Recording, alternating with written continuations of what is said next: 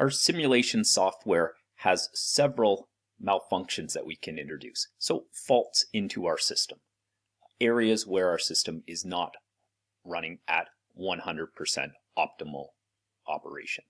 So we may have things like filters that are dirty or blockages, or you may have pumps that are not working, or you may have electrical shorts.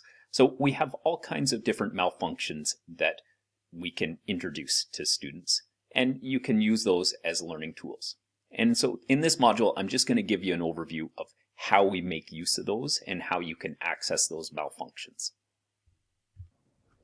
Okay, so here's a system that has some malfunctions that we can introduce. And how we can access the malfunctions is down in the bottom left in most of these screens, you'll have a little box with an M. And sometimes we may have multiple M's, okay, so there may be multiple boxes. In this system, there's only one M, and if we click on it, we will see a page of malfunctions. And so these are malfunctions that can be introduced into the system. Okay. The screen that I have up shows it as being either off or on. And so if we click on that left or right click, we can turn some of these malfunctions on or off. You're in instructor mode if you see the screen looking like this. And what that means is that you have the freedom to introduce faults and change it. You're a little bit higher level user, so as the instructor.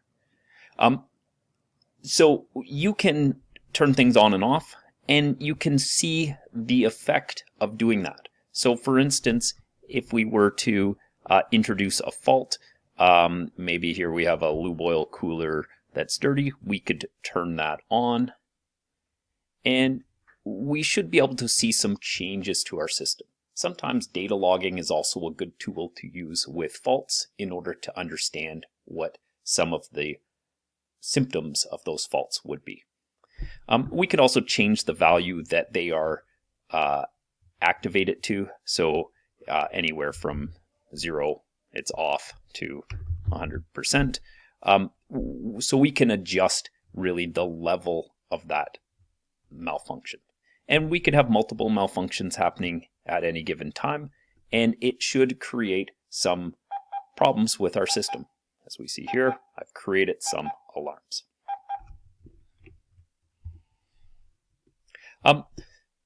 So you can use this as a tool to show some cause and effect of some common malfunctions that happen inside of systems. As well, as an instructor, we can use it in order to assess students so we can see how well you do. And we use this page as well to say, can you tell me what the malfunction is based on the symptoms you're seeing in your system? And in that case, you'd see instead of on and off, you'd see a number of reset keys, and that means you're in operator mode. And you would be able to say, this is the alarm that's on, and I want to clear this alarm. And that would be a way that you could interact with these malfunction pages. In general, in our course, we'll probably leave it open as a way to assess and check what are some of the symptoms of some of these faults and understand our system that way. One more thing just before we move off is that I just want to note that there's some systems that have multiple pages of alarms. So for instance, I don't know, if I come here to my air conditioning plant, I have one box here, which is 1M. However, if I click it up, what I see is that I have air conditioning plant malfunctions 1 of 3. And in order to access that, I'm going to use my down arrows in order to cycle through the other malfunction pages. And if you're interested, there's also the menu here, which lists out all of the malfunctions. And there's probably a few thousand different malfunctions that exist throughout our plant.